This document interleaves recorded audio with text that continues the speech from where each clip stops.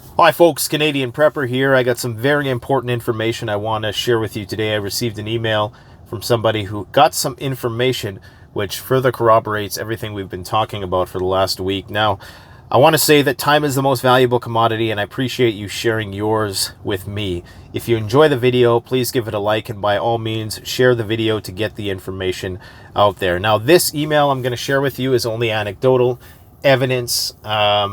It's only a qualitative data point in and of itself and doesn't substantiate anything necessarily, but it does corroborate everything we've been saying about the military buildup in Lithuania. So let's just jump right to it. So I'm not going to disclose any identifying information about this person, but I will try to provide as much of the email to you as I can.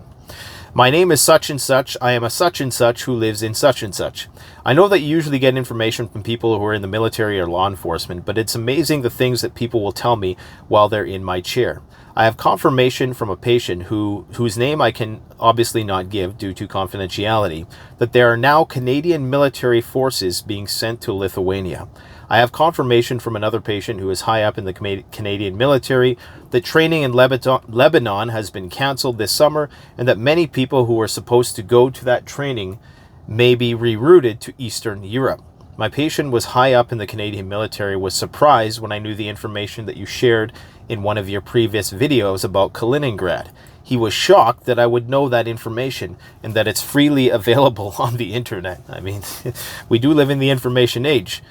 He confirmed that currently the Ukraine is not faring well in the war against Russia, and I believe that this is becoming the consensus amongst Western legacy media. His exact quote was, I'm not going to say it, but just because I don't want to disrespect anybody who's lost their lives in the war, but he was basically saying that, yeah, they're getting their butts whooped. I know that this information may not be helpful to you, and, well, it actually is, and that it will be hard to confirm all these allegations because of my patient confidentialities, but I will let you know that there's a shocking amount of information that is given to me from my patient just by asking questions. I've been given information about the fragility of our electrical system, about what exactly caused the shutdown of the pipeline in eastern United States a few years ago, and about how fragile cybersecurity actually is. I hope that it's useful for you to know that Canadians are being deployed to Lithuania as a sure sign that escalation is expected soon. Again, this in and of itself is but one qualitative data point that we can add to the body of evidence that suggests that there is potentially going to be an engagement between the Russians and the Belarusians and the Lithuanians. Now, I will say, however, that NATO has been building up forces in these regions, and she likely, I kind of am giving too many identifiers, patient, she, anyways, it's still very vague. There's a lot of she's who work with a lot of patients, so I think we're safe. But I do know that NATO has deployed a lot of forces to those Baltic states, so that could be what they are referring to. However, I think the fact that this individual said that this is happening right now is concerning. I would have expected that to have happened some time ago. Also, I'm going to read you another email I received from somebody else on the Lithuanian topic. And please, if you are in any of the Baltic states and you want to send me some information, I will try to parlay that information on to people, because we want to make sure that we're getting the straight scoop, okay? So this guy is he's from Canada, but was in Lithuania a week ago exploring bunkers and Cold War infrastructure. I should point out that they are quite worried about Russia over there. I could imagine. I would be too. I rented a car and I was driving close to the Belarus border towards Poland. I was pulled over by members of the military in full kit. They were kind of calm and professional, but asked for paperwork for my passport and my paperwork for the rental car. They also called in plainclothes officers from the border services in an unmarked SUV to talk to me. Nothing big, but their main concern is if I recently went to Belarus or Russia. They had zero heavy equipment, just regular light-skinned cars. I should point out that I visited about 6 nations in Europe at the time, and Lithuania was the most vocal about Russia. Pro-Ukraine and anti-Russian stuff on every corner. So that's just more information to, I guess, add to the evidence that the Lithuanians, and again, I'm basing this off this information, but it appears that there's a big enmity between those countries, and there's not a lot of pro-Soviet people there, I'm going to presume, but there may well be. And if you know more about that, please share that with us. Now, I want to talk, there's a lot of information. I might actually bust this into 2 videos because there's just a ton of stuff that's come out today, guys.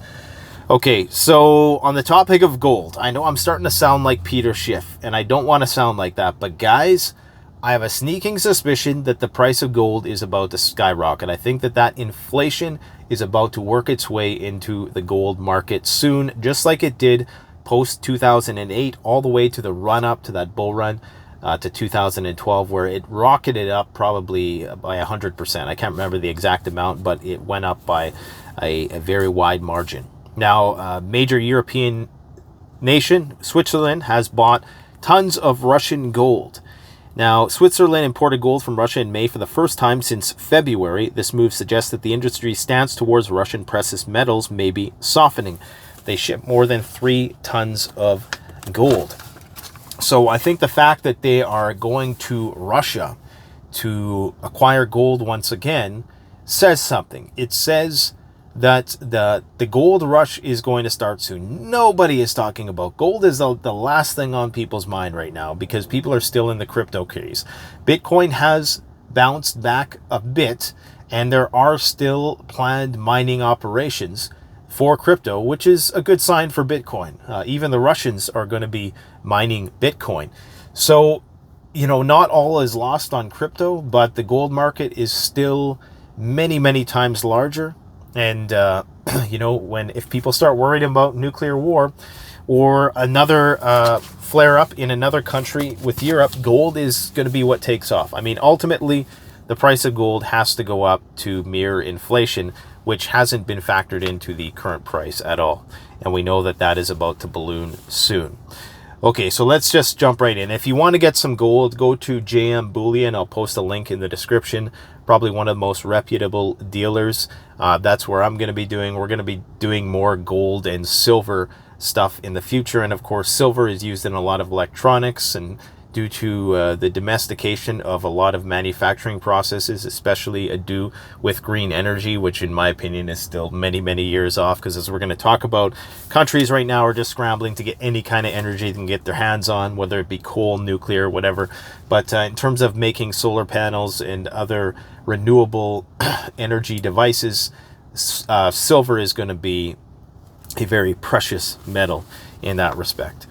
So, what else do we have to talk about? I cannot condense this all, okay? I have tons of information, not in its order of significance, but mildly so. So let's just jump right into it. Now, Canada is going to spend over $40 billion over the next 20 years, if we have 20 years, to upgrade NORAD defenses amid new threats. Okay, so the Canadian Defense Minister unveiled major details of a $5 billion plan to upgrade Canada's NORAD continental defense systems amid what she described as new threats from autocratic regimes and new weapons being deployed by other countries, just like the Russian S-500, which is currently now being deployed, which can take out satellites, and of course their Sarmat missiles, which are going to be deployed later this year. That has been confirmed by Vlad himself today, that they're going to be deploying the S-500 by the end of the year. The 4.9 billion will be spent over the coming 6 years, but it's part of a larger package of $40 billion that will be spent over the next 20 years to beef up continental defense. There's a new system called Crossbow. We'll also see early warning sensors deployed across the country to identify incoming threats. And the modernization of NORAD will also launch a space-based surveillance project to use satellites to probe for threats approaching from around the world. Melting Arctic sea ice makes inhospitable regions more easily navigable, including for actors like China and Russia, who seem to make a habit of disregarding international laws. Yes, if you didn't know, the Arctic sea ice, not the land ice, the Arctic sea ice is almost all but melted, 90% in the last 60 years. There's still Arctic sea ice extent, but there's very, very little density. We're going to do a video on that and what the implications are going to be.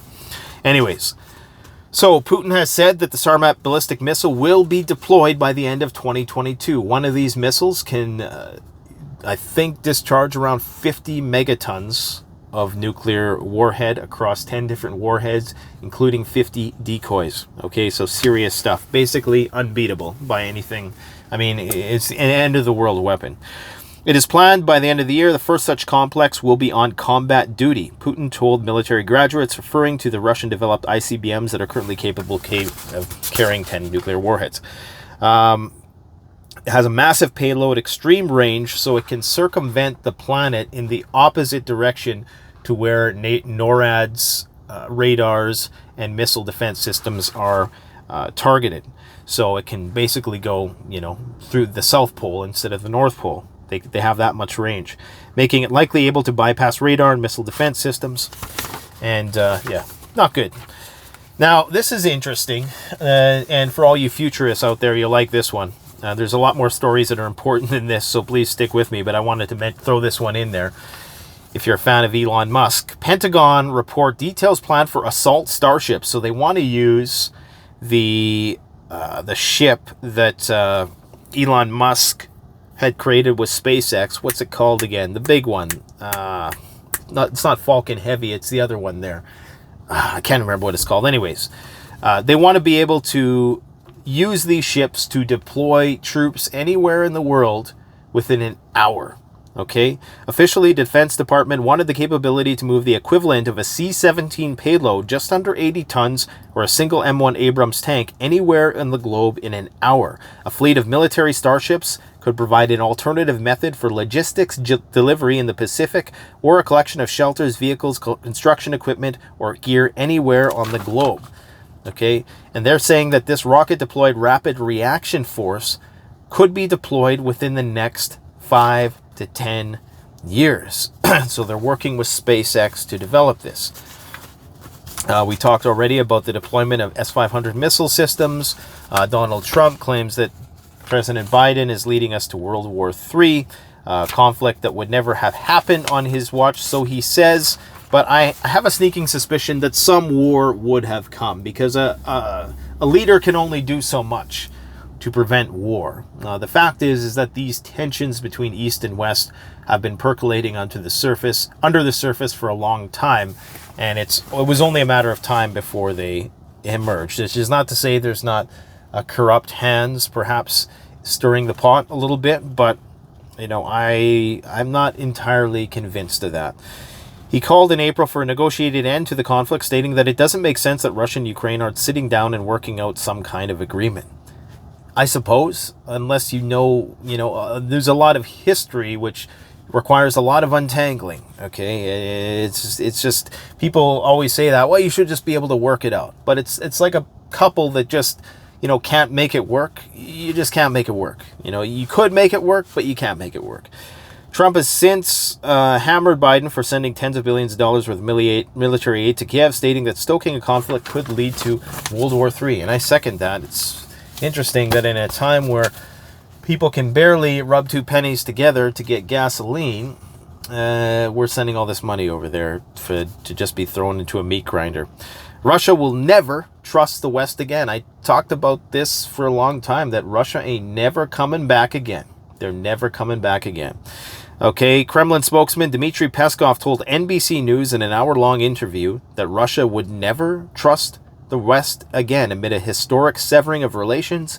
Peskov is not the only top Russian official, and he's one of the top ones, officially ruling out a return to normal. Things are never, ever going back to normal.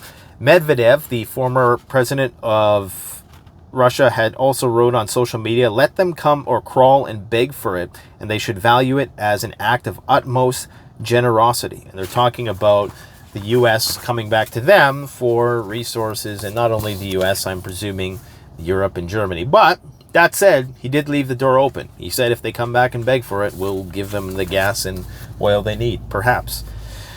Russia warns UK will cease to exist in nuclear war, World War III, saying that the British will vanish. Now, this isn't just any old state media pundit. This is retired Lieutenant General Evgeny Buzinski lashed out at British General Sir Patrick Sanders. He's the new general of the UK Army, who came out yesterday and said, we need to prepare for World War III with the Russians, essentially. He said we need to prepare for a major ground war in Europe with the Russians in the next few years.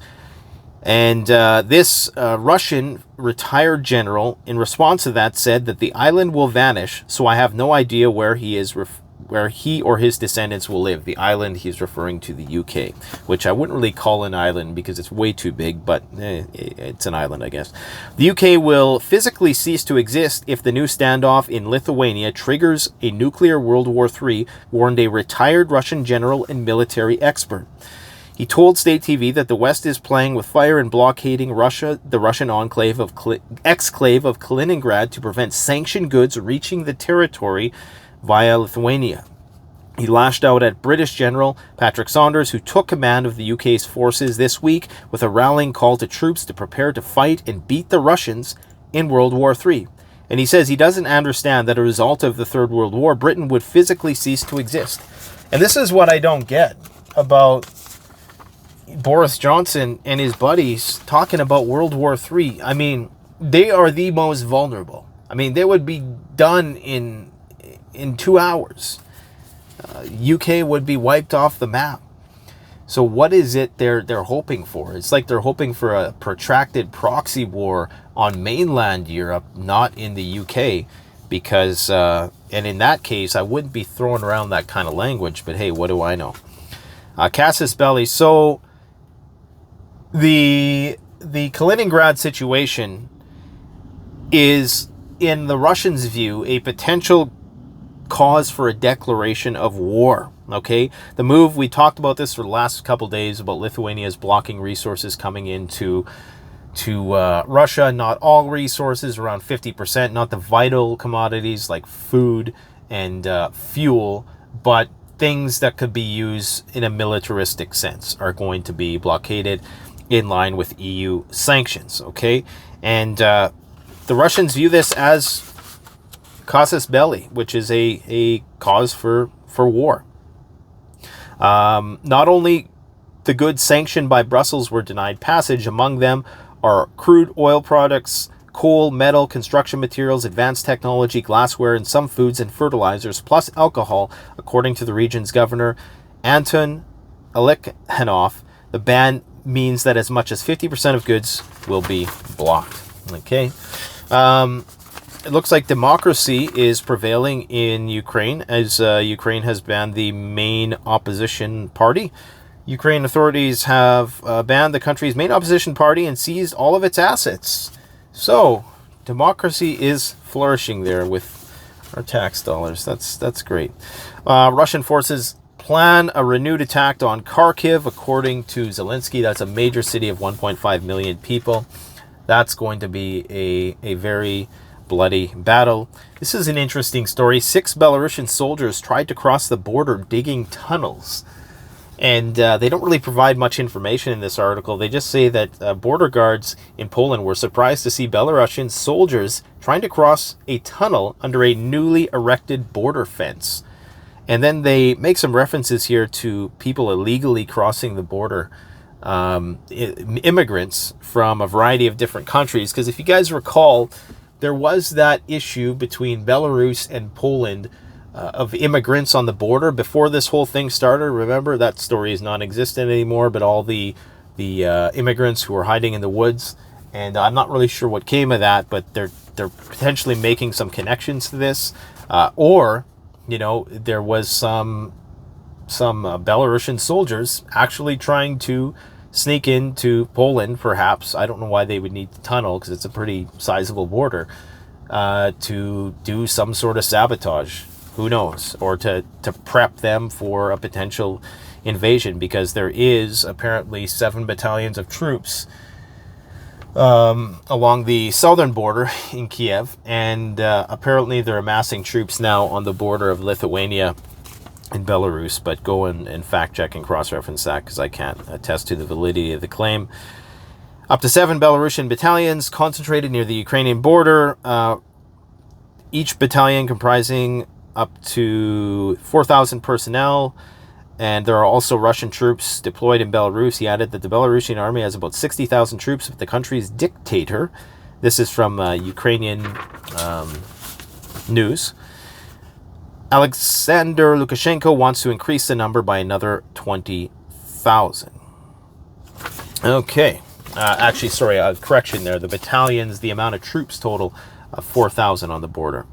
Now, in terms of the markets, not looking good. Looks like unemployment is expected to rise. And for this reason, so Larry Summers, and this is from Market Watch, a whatever you would call reputable financial news source in the U.S. media.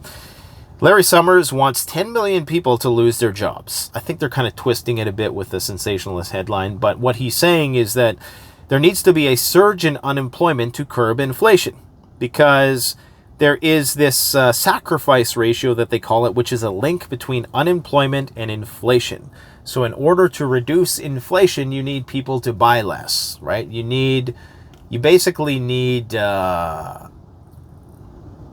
people to go hungry for a little bit. You need hard times to come to kind of for that inflation to work itself out. Summers said in a speech on Monday from London that there needs to be a lasting period of higher unemployment to contain inflation. A 1-year spike to 10%, 2 years of 7.5%, and 5 years to 6%. So that's a lot more than it is right now. I believe right now it's somewhere between 3 and 4.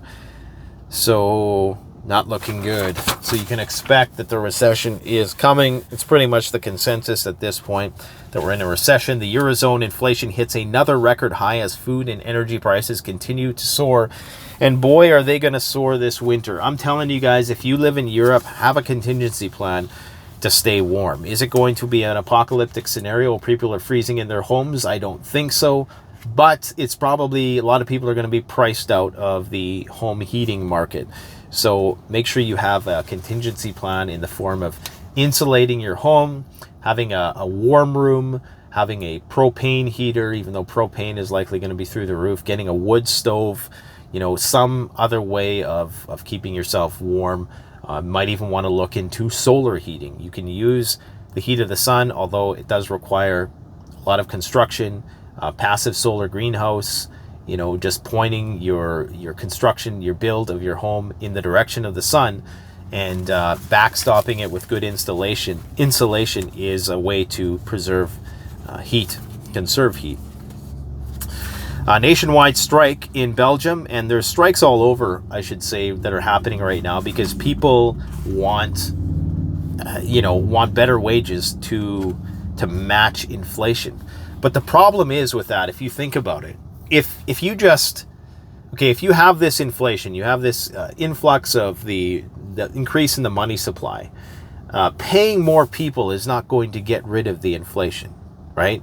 Because it has to go somewhere. You just printed something out of thin air.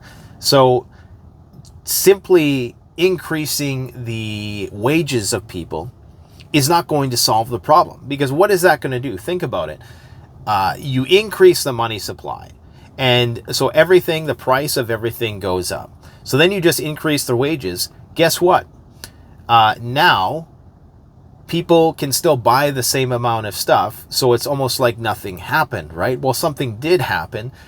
You're going to start to have material scarcity. You're going to continue to have shortages, and the prices on those things are just going to keep going up. Then you're going to have to keep raising wages. So as much as I agree that you need to raise wages, I mean, what else can you do? It's not going to cause the problem. It's just kicking the can down the road, ultimately. Night of Rage flyers spotted in D.C. ahead of Roe versus Wade decision. So remember I talked about how, this is going to be the next big thing, the big distraction in the run-up to the election in the United States, that there is going to be riots and protests, and now you're going to have the economic divide, you're going to have the racial divide again, you're going to have the transgender divide, and of course the abortion divide. So a call to action, these posters were put out in DC, kind of heat score. If your goal is to do something like this, you probably want to keep it on the low, because now the riot police are just going to come out and put an end to that real quick. Depends on the size of it, though, right? These could just be empty threats. And these just could be, to try to put the pressure on the government to get the outcome that they want. DC call to action, night of rage. The night SCOTUS returns, Roe v. Wade hit the streets. You said you'd riot. It continues, to our oppressors, if abortions aren't safe, you're not either. The pro-abortion group Jane's Revenge signed the flyer and recently declared open season on pro-life groups and crisis pregnancy centers. Nothing to take people's attention away from a major global war, like closer to World War III than ever been before. Every single country now dumping money into their military, even India saying that we're not going to pay pensions anymore, but we still need more people in the military because the shizzy's going to hit the fizzy. So there's going to be a 4-year limit on your participation in the military, and we're just going to cycle you out. No pension. If you die, if you lose a leg, I guess that's on you. Anyways, every country around the world, missile defense systems, even the country I live in, and they want you to fight over abortion in the streets. And here's just another little quib. Elon Musk's child seeks name change to sever ties with father. Okay, let's see what this is all about. Must be serious. Transgender daughter has filed a request to change her name in accordance with new gender identity, and because I no longer live with or wish to be related to my biological father in any way, shape, or form. Let me think about this for a second. Nobody cares. But in 500 years, when there's a massive statue of Elon Musk erected in Silicon Valley or Texas or wherever, the headquarters are, people are going to care about him, but they're not going to care about this bullshit, to be brutally honest. Apparently, she's mad because he supports the Republican Party.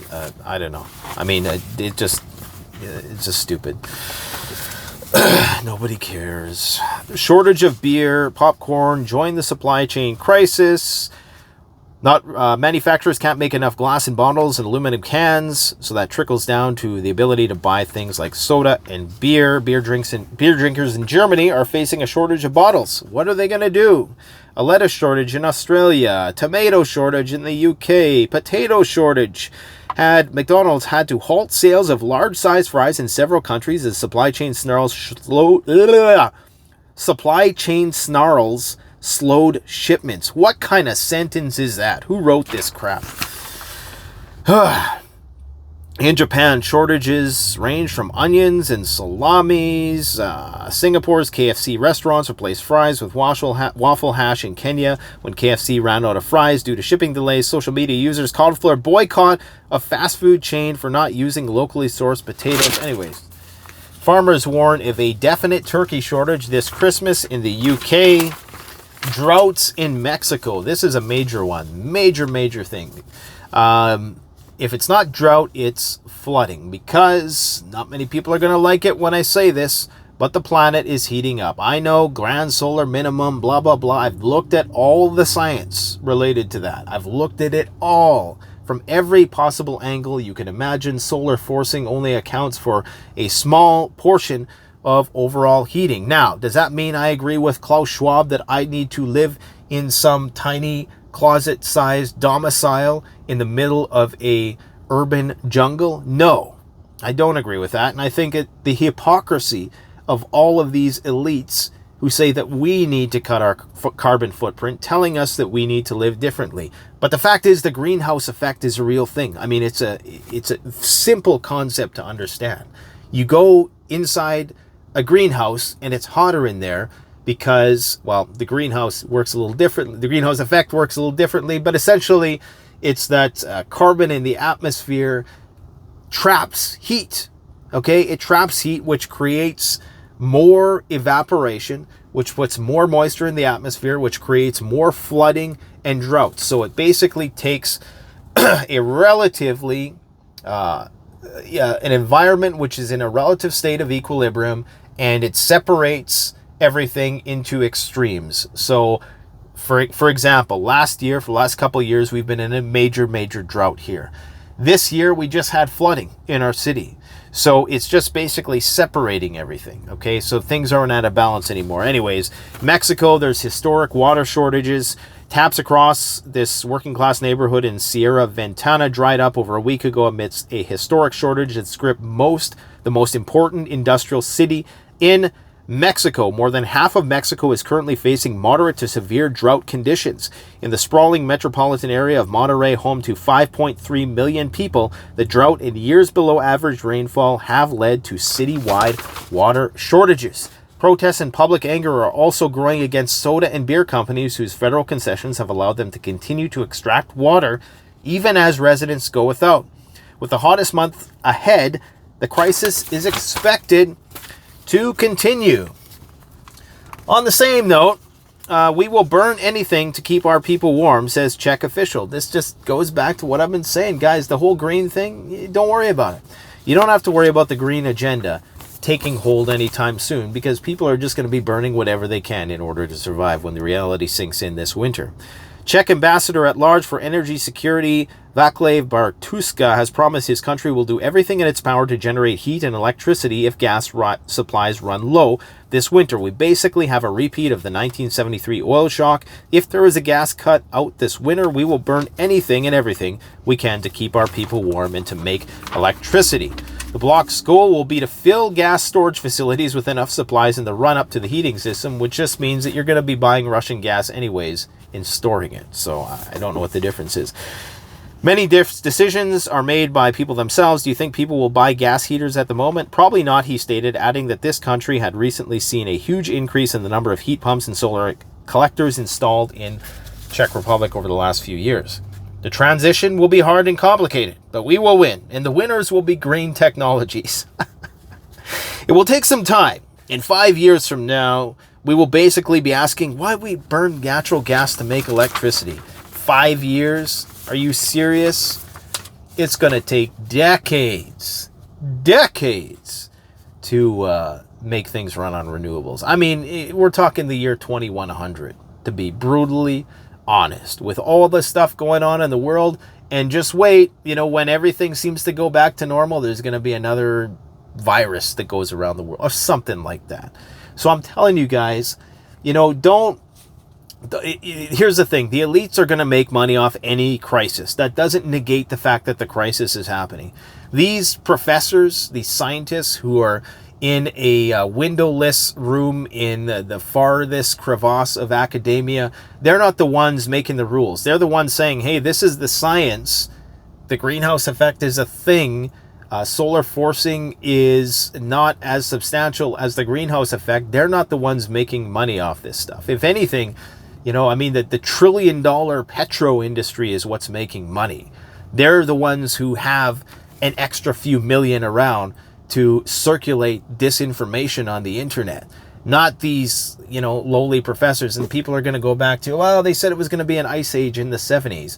They didn't know a whole heck of a lot in the 70s, to be brutally honest. And that was only a small fraction of the scientific community who ever thought there was going to be an ice age in the 70s. Anyways, I should probably just do a whole video, because I know, a lot of people are really wrapped up in this idea, and they approach it with so much conviction that, it's simple to understand that the elites are trying to exploit any possible crisis they can to give themselves more power. And the day that Klaus Schwab and his buddies decide that, what, I'm going to live in a tiny house, I'm going to give up my fancy car, I'm not going to take private jets anywhere, and I'm going to live like I expect the rest of you to live, then maybe I'll listen to those guys. Until then, STFU. Lithuania worsening global food crisis, claims Moscow. They're not only deliveries from Russia to the territory of EU countries, these are transit deliveries through the territory of the European Union, including to ports that even serve various regions of the world. So they're saying that the blockade will also affect the food crisis. South China provinces raise alerts over historic flooding, just another result of more moisture in the atmosphere as a result of the planet heating up. And people will say, well, they changed it to climate change. And it's true.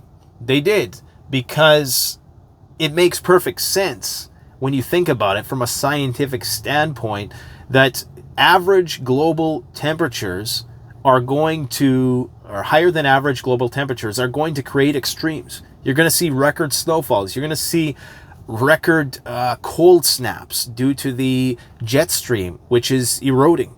as a result of a difference between the temperature in the poles and the equator, which creates a different heat differential, which causes the breakdown of the jet stream and all these chaotic weather patterns, polar vortices, heat domes, all these things. I know you guys think I'm some Illuminati shill. Look, man, if you don't think I'm telling you, everything I know by now, then maybe you gotta just go back and watch the history and the progression of this channel to know what I'm all about. And I'm telling you right now that the climate thing is a problem. Is it existential this moment in time? No, but it very well could be. The dominoes could start falling real fast. Okay? Not just as a result of that, but everything else. Climate, contagion, conflict, these are the things that are going to bring us down as a species. Manitoba heat wave breaks record temperatures, and many record temperatures broken in Spain, France, across the United States. So shizzy's hitting the fizzy. It is what it is. Here's the thing. At the end of the day, whether you think we're going into an ice age, which only happens due to the Earth's tilt, which is not due for like another 10,000 years, whatever you want to believe, okay, if you think that the shit's hitting the fan, prepare. Put some food away. Put some medical supplies away. Go get your antibiotic case from Jace Medical just to have it on hand. Go get some extra ammo. Go to the gun range. Learn how to hunt. Learn how to grow food. Make a garden. These are all practical things that are going to benefit you. And any investment into prepping is never wasted. Unlike insurance, where you might never use your insurance, preparedness is your own insurance policy that is never going to go to waste. You're always going to find a use for this stuff. So you just can't go wrong with it. You can go wrong with maybe making a bad home renovation, or investing in your business in a certain way, but you can never go wrong with preparedness. So I know I've probably pissed a few people off with that, but like I say, guys, I'm telling you, giving you my God's honest truth.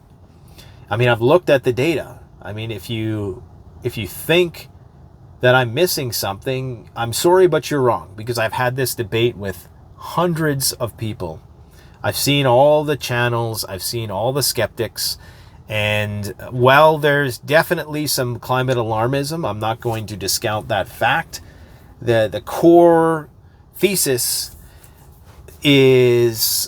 survives very rigorous scientific scrutiny. We'll say that. So anyways, guys, take care. Please like the video. I know you might not agree with me on the climate thing, but if you like just the information in general that I'm trying to provide you today, and you don't think I'm some sort of George Soros puppet, then please like the video and share. Thanks for watching, guys. Canadian Prepper out.